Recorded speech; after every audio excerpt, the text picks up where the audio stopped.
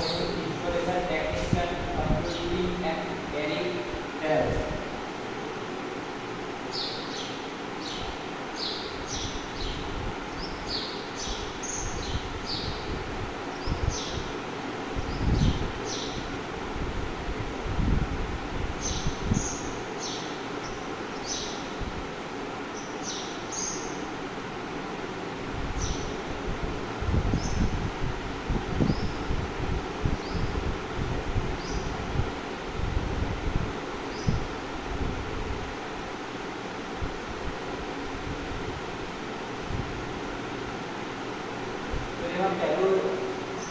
જે વિષય છે કે ચેપ્ટર છે એ છે ઇલેક્ટ્રોનિક્સ અને કમ્પ્યુટરના પાયાના ખ્યાલો. તો ઇલેક્ટ્રોનિક્સ શું છે અને કમ્પ્યુટરના પાયા શું છે એ વિશે આજે આપણે ભણીશું. કોમ્પ્યુટર એ વીજળી ચાલતું સાધન છે. કોમ્પ્યુટરના દરેક એકમ વીજળી ચાલે છે અને આ વીજળી સીધી દિવાલે જે વીજળી સ્ત્રોત હોય ત્યાંથી તો પછી કમ્પ્યુટરમાં રહેલી બેટરીમાંથી આવે છે. શું કહે છે કે કોમ્પ્યુટર એ શું છે એ વીજળી ચાલતું સાધન છે જેને વીજળી દ્વારા ચલાવવામાં આવે છે.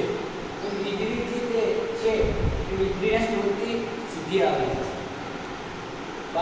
અથવા કમ્પ્યુટરમાં રહેલી જે બેટરી હોય ડીસી બેટરી ત્યાંથી કમ્પ્યુટરને સપ્લાય મળે એટલે કે પાવર મળે છે. કમ્પ્યુટરના અંદરના એકમો અંદરથી વીજળી મેળવે છે. કમ્પ્યુટરના અંદરના જે એકમો છે તે કમ્પ્યુટરના અંદરથી વીજળી મેળવે છે. વીજળી પહોંચતી કરનાર એકમને એસએમપીએસ કહેવાય છે. વીજળી પહોંચતી કરનાર એકમને શું કહેવાય છે? એસએમપીએસ એટલે કે સ્વિચડ મોડ પાવર સપ્લાય કરવામાં આવે છે. કમ્પ્યુટર ઇન્સ્ટોલેશનનું કામ કરનાર કમ્પ્યુટર અને એની અંદર રહેલા એકમોનું અને એ કઈ રીતે કામ કરે છે એનું પાયાનું જ્ઞાન હોવું જોઈએ. સાથે ઇલેક્ટ્રિકલ અને ઇલેક્ટ્રોનિક્સનું પણ જ્ઞાન હોવું જોઈએ. શું કહે છે કે જે કમ્પ્યુટર ઇન્સ્ટોલેશનનું કામ કરનાર છે એને કમ્પ્યુટરની અંદર રહેલા એકમોનું અને કઈ રીતે કામ કરે છે એ પાયાનું જ્ઞાન હોવું જોઈએ. સાથે ઇલેક્ટ્રિકલ અને ઇલેક્ટ્રોનિક્સનું પણ જ્ઞાન હોવું જોઈએ. એટલે કે કમ્પ્યુટરનું અને ઇલેક્ટ્રિકલનું બંનેનું જ્ઞાન હોવું જોઈએ. આ એકમમાંથી વીજળી વિશેની પાયાની માહિતી જેમ કે ઉર્જા છે, સ્ત્રોત છે, વિદ્યુત જથ્થા, વિદ્યુત પ્રવાહ, વીજ દબાણ અને વીજ રેઝિસ્ટન્સ તેમજ એક્ટિવ અને પેસિવ વીજ ઘટક, integrated circuit, IC, semiconductor, memory. આ ઉપરાંત કોમ્પ્યુટર તંત્રના પાયાના ઘટકો જેમ કે હાર્ડવેર છે, સોફ્ટવેર, કમ્પ્યુટરના કાર્યાત્મક એકમ, કોમ્પ્યુટરની પ્રાઇમરી અને સેકન્ડરી મેમરી, જુદા જુદા જાતના કોમ્પ્યુટર અને તેની ક્ષમતા વિશેની માહિતી મળશે. વિવિધ પ્રકારના ઇનપુટ અને આઉટપુટ સાધનોનો ઉપયોગ કરવામાં આવે છે. એટલે કે વિવિધ પ્રકારના ઇનપુટ સાધનો હોય તેનો ઉપયોગ કરવામાં આવે છે. માહિતી સંચાર માટે જોઈતું ઉત્પાદન કરવા આ સાધનો વિશે અને એનો ઉપયોગ કરવાની પદ્ધતિ વિશે અને મહત્વ વિશેની માહિતી આ એકમ પૂરી પાડે છે.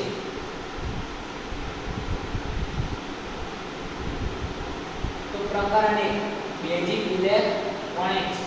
પહેલા આપણે પરિચય. તો આજના યુગમાં ઇલેક્ટ્રિસિટીનું ખૂબ જ મહત્વ છે. આપણે આજના યુગમાં જોઈએ તો ઇલેક્ટ્રિસિટી પર કશું ચલાવી શકતા નથી. ઇલેક્ટ્રિસિટી એ મૂળભૂત પાયાનો સિદ્ધાંત બની ગયો છે આજના યુગમાં.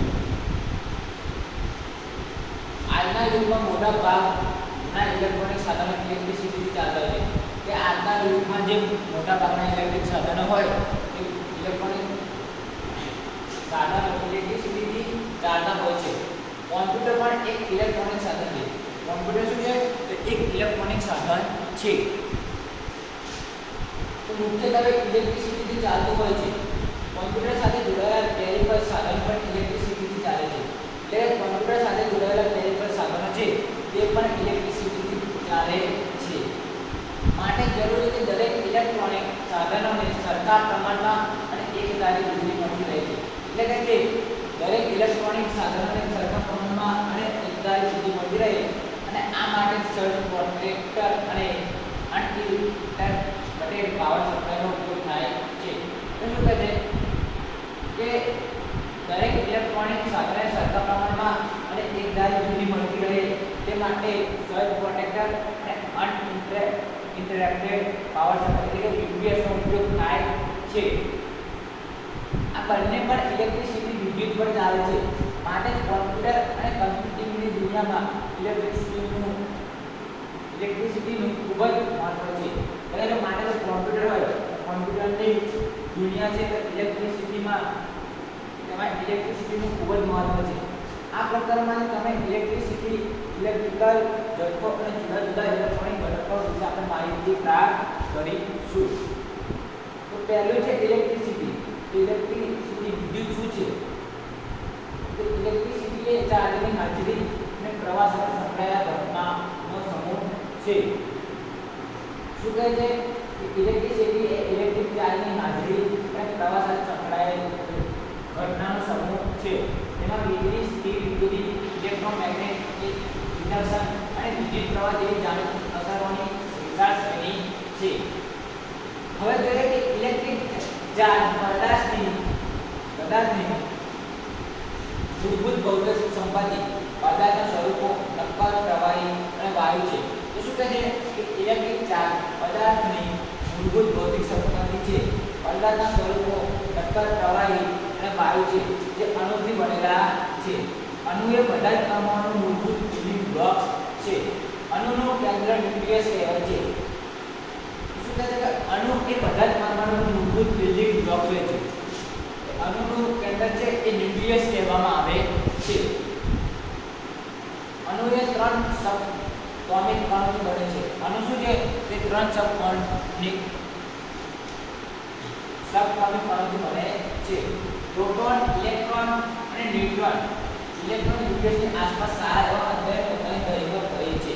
તો જે પ્રોટોન છે, ઇલેક્ટ્રોન છે અને ન્યુટ્રોન, ઇલેક્ટ્રોન ન્યુક્લિયસની આસપાસ છે એ સારા એવા અંતરે પોતાની ધરી પર ફરે છે. પ્રોટોન પોઝિટિવ હોય છે, પ્લસ ચાર્જ વહન કરે છે અને ઇલેક્ટ્રોન નેગેટિવ ચાર્જ વહન કરે છે.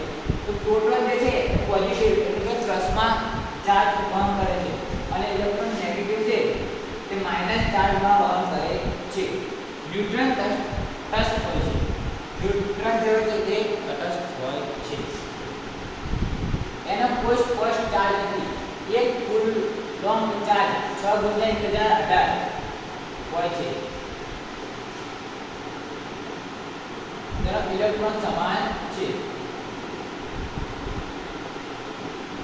તો જો કે અણુની મધ્યમાં પ્રોટોન જોવા મળે છે. અણુની મધ્યમાં જે છે તે પ્રોટોન જોવા મળે છે. સાથે પ્લસ એકનો ચાર્જ અને સમૂહ એક અણુ એકમનો સમૂહ જે લગભગ 1.66 × 10 બરાબર છે. તો શું કહે છે કે મધ્યમાં પ્રોટોન જોવા મળે છે અને સાથે પ્લસ એકનો ચાર્જ સમૂહ અને એક અણુ એકમનો સમૂહ જે લગભગ 1.66 × 10 બરાબર છે. અણુની પરિઘમાં અને તેનો ચાર્જ માઈનસ છે ત્યાં પ્રોટોન કરતાં ઘણા નાના હોય છે અને તેમનો સમૂહ 1/1836 અણુનો હોય છે. ઇલેક્ટ્રોનના સતત પ્રવાહને કરંટ કહેવામાં આવે છે. ઇલેક્ટ્રોનનો સતત પ્રવાહ છે તેને કરંટ કહેવામાં આવે છે. વિદ્યુત વાયર અને શક્તિઓ દ્વારા વહે છે તે કરંટ છે. વિદ્યુત વાયર જે છે તે શક્તિઓ દ્વારા વહે છે અને તે કરંટ છે. ઇલેક્ટ્રોનિક વસ્તુઓ લાઇટ બલ્બથી લઈને ટેલિવિઝન સુધી બધામાં વહે છે. ઇલેક્ટ્રોનિક જે વસ્તુઓ છે એ લાઇટ બલ્બથી લઈને ટેલિવિઝન સુધી બધામાં વહે છે. अब पॉजिटिव चार्ज करे प्रोटॉन नेगेटिव चार्ज इलेक्ट्रॉन आकर्षित करे છે. શું કહે છે? પોઝિટિવ જે ચાર્જ છે તે પ્રોટોન નેગેટિવ ચાર્જ ઇલેક્ટ્રોન આકર્ષિત કરે છે અને આકૃતિ એકમાં બતાવ્યા પ્રમાણે અણુ માળખું ધરાવે છે. તો આકૃતિમાં જે બતાવ્યા પ્રમાણે આ છે અણુની રચના. લાલ કણના છે તે ન્યુટ્રોન છે જે કોઈ ચાર્જ નહીં. પીળા કલરના જે છે પ્રોટોન જે પોઝિટિવ ચાર્જ છે અને બ્લુ કલરના જે છે ઇલેક્ટ્રોન એ નેગેટિવ ચાર્જ છે. કંડક્ટર અને ઇન્સ્યુલેટર. તો કંડક્ટર અને ઇન્સ્યુલેટર શું છે? તો પદાર્થનું બે રીતે વર્ગીકરણ કરવામાં આવે છે. પદાર્થનું બે રીતે વર્ગીકરણ કરવામાં આવે છે. એક ઇન્સ્યુલેટર અને બીજું કંડક્ટર. તો વર્ગીકરણના આધારે એની ભૌતિક ગુણધર્મો. તો વર્ગીકરણના આધારે શું કહે છે કે એનો ભૌતિક ગુણધર્મો જે રેસિસ્ટિવિટી કહેવાય છે એના પર હોય છે. ઇન્સ્યુલેટરમાં ઇલેક્ટ્રિક ચાર્જ એની હાઈટ